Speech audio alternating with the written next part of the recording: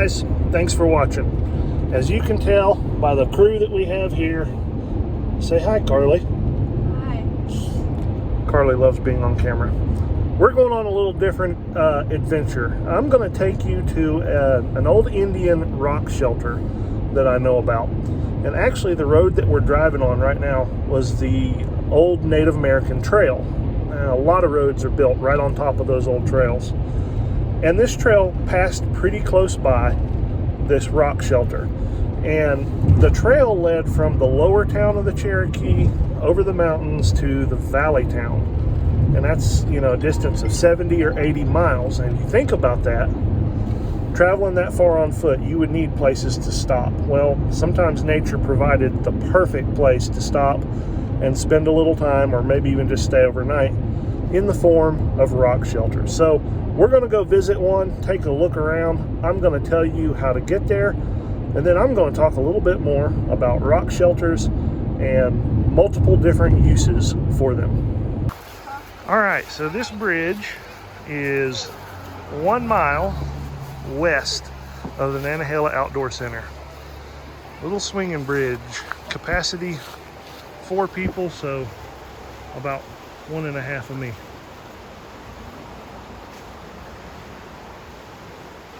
It's a little wobbly, but not too bad. Once you cross over the bridge, you're gonna go left. Hey Emma, is this hard to cross? Can anybody do it? Think so? You're doing a good job. It's a little wobbly, but hey, if Emma can do it, you can do it. Got a good view of the river too.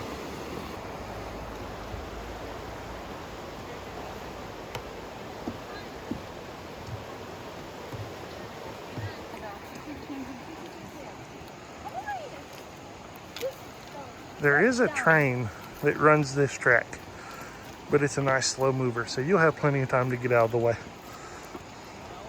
Does it move like this slow, Dad? It's slow. It's the Great Smoky Mountain Railway.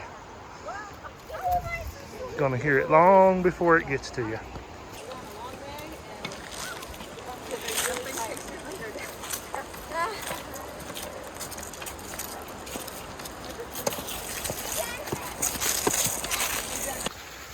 All right, at about a 1/4 mile down the tracks, that's my estimate, could be off a little, you'll notice the river disappears visually, but it's still there. You can hear it.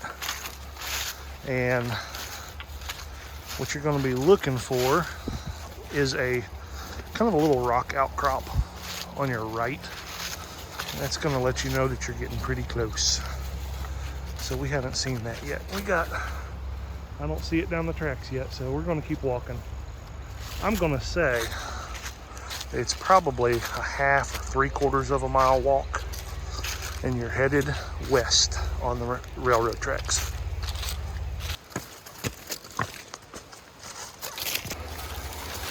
All right, so here is the big rock overhang on the right. It supposedly lets us know that we're getting close. Right across the river, we got some of the rental cabins for the rafters. This is actually kind of cool in its own right. That would qualify as a rock shelter in a pinch for sure.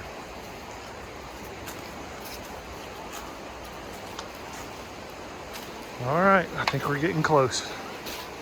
All right, we found them. There's a little trail right here to the side, and you can still see that rock outcrop from the trail, so that'll help you.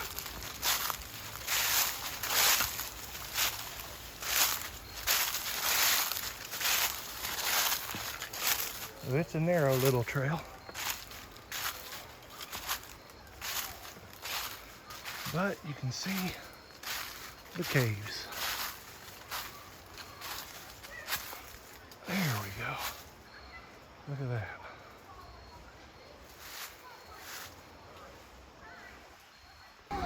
All right, we made it. It is steep the last little bit though, so Emma has some difficulty walking, but we made it, didn't we?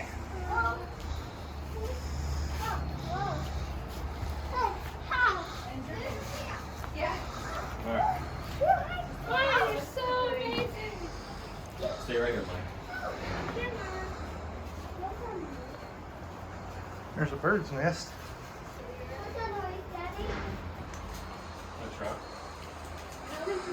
There's a large hole to go into the other room. I don't know.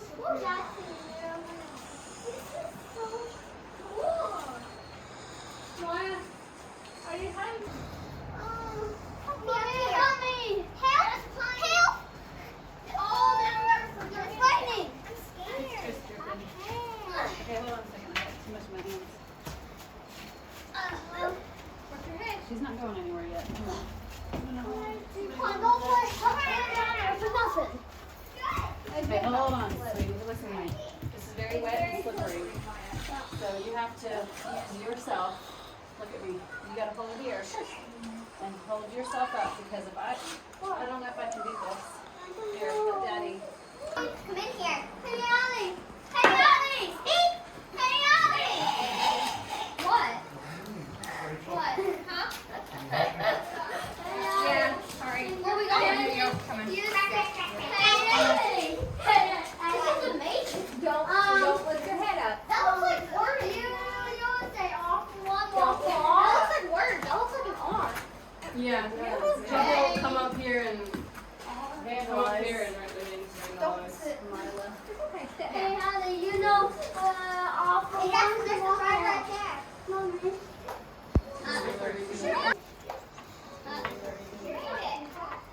You're dirty.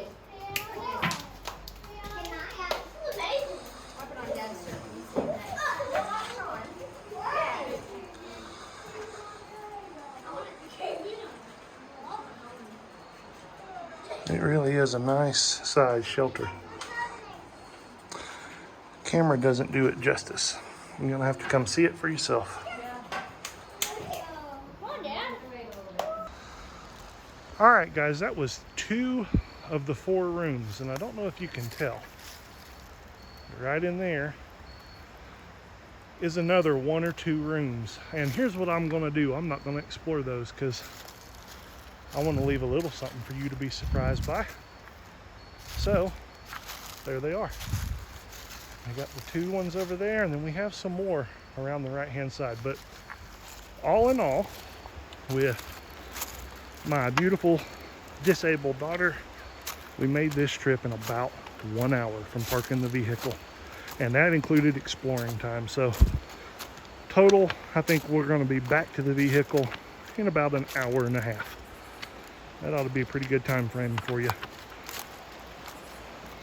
There's another great sign. If you want to know where they're at, Tommy's Paradise Mixology Bar is right across the river from the caves. Now I want to talk about 5 different uses that archaeology has kind of revealed to us that the Native Americans use these rock shelters for. Now, we get this from the things that we find when we excavate in rock shelters. The first thing that I'll talk about is something I'll call purification. And maybe that's not even the best term, but Native American women in many tribes were often isolated once a month for purification. And it wasn't a shame thing. It was, actually, they were viewed as very powerful during this time of the month. But we find a lot of woven textiles and things indicating that women used these rock shelters, especially if they were located relatively close to a village site.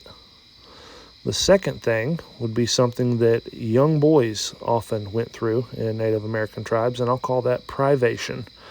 So it had to do with going from a boy to a man, and young boys were often isolated for a period of time, and it differed among tribes, 1 day to 3 days. And rock shelters would have been a good place for them to be kind of sent off alone as they made that journey from boyhood to manhood. Thirdly, and probably the most easily recognizable, is they were used as shelter, but not long-term shelter. So don't get the idea that natives stayed in rock shelters long-term. But many of them are located close to trails, just like this one is. And so they made a really good place to stop over for the evening, or maybe even for a week if you were harvesting something in the area.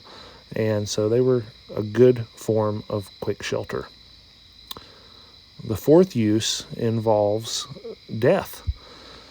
As archaeologists have excavated below many rock shelters, they encounter human burials. It was a place that Native Americans interred those that had gone on. Dr. David Dean found 11 burials in a rock shelter close to Knoxville, Tennessee. And so even though burials occurred, they would use the rock shelter for other reasons, and they may not have even been aware of the burials beneath their feet. And the last reason is for protection, especially during the removal 1838 period. Many of the Native Americans left their homes, their farms. They knew where these rock shelters were, and it provided quick and easy protection for them and their families while they were being hunted and removed. So there you go. There's 5 reasons, 5 uses for the rock shelters. I hope you guys take the opportunity to stop by. Millions of people visit the Great Smoky Mountain National Park and flow right through the Nantahala Gorge area. And they're passing by within 100 yards of these incredible rock shelters. Now, I've done the best that I can do to kind of give you directions. It's not something I would recommend if you have something like a wheelchair or a stroller, or if you have great difficulty walking, but my daughter Emma managed to make it, and she definitely has some difficulties. About a mile west of the Nantahala Outdoor Center, that's what you want to look for, the swinging bridge. You cross it and you go left down the railroad tracks. About 3/4 of a mile, look for that big rock outcrop poking right there beside the tracks, and you're within a couple 100 yards of the trail leading off to the right and up the hill just a little ways to these incredible rock shelters. I hope you will take the time to visit. It is well worth it.